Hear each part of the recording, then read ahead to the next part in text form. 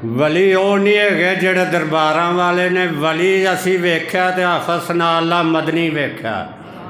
जिंदगी दे विच जे बारिश की लोड़ है तो जुमा पढ़ाया तो आख्या हाफिज़ साहब दुआ मंग दो, तो ये घर नहीं सी जाईदा तो अल्लाह बारिश पा देंदा है। वली इन्हां नूं आंदे ने।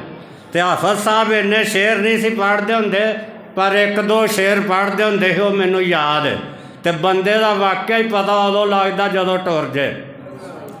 हाफिज़ साहब शेर पढ़ते होंदे ही, कदर फुल्लां दा बुलबुल जाने ते साफ डमाकां वाली, ते कदर फुल्लां दा गिरज की जाने ते मुर्द खावन वाली,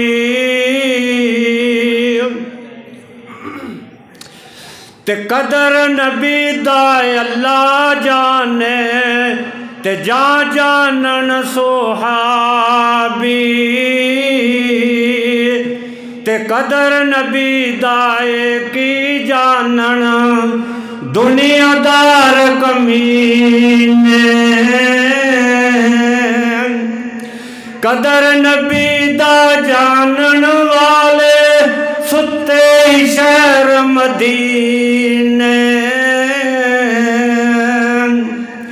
ते कदर यूसुफ दा मालम होया भाइयां मिस्र गयानू,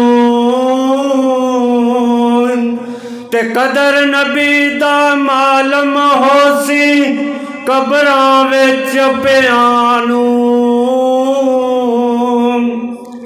जां फसाबा एक शेर पढ़ते होंदे ही, कई फरजंद जिगर दे गोशत घड़ी वसाना कर दे, ते आई मौत नखेड़े पावे जाके सुते विच कबर दे। नबी वली सब आलम फाजल गुजरे जंग चंगेरे, शाग दाम सब बुरे पले किते कबरी डेरे, आपो आप सुते विच कबरां धंधे छोड़ वचाले, ते निम्मो झूने चुप चपाते शहर खामोशां वाले। असी भी एक दिन टुर जाना ए दुनिया इको फेरा, फजर होवे कर मौत अड़ीका राती उम्मीद न करिए, राती फजरो उम्मीद न कीजिए शैती अगे मरिए।